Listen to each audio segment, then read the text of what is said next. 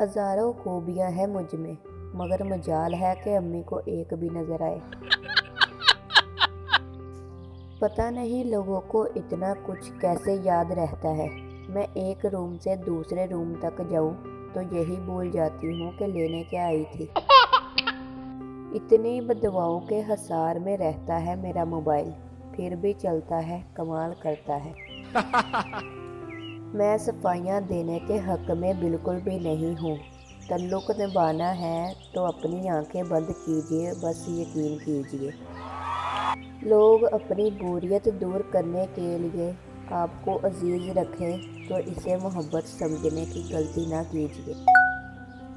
कभी कभी मीठी गुफ्तगू करके लोग आपको इज्जत नहीं, धोखा दे रहे होते हैं।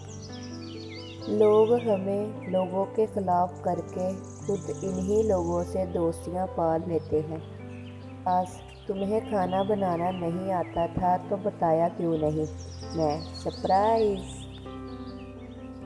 एक सवाल पूछना था कि ये मुर्शिद कौन है जिसको सब अपना दुख सुनाते हैं।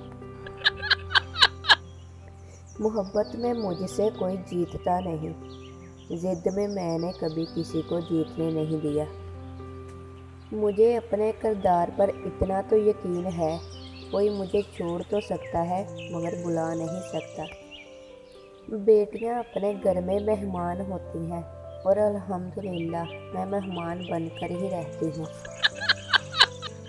जानते हो इज्जत क्या है? अरे वही जो तुम्हारे घर में नहीं है।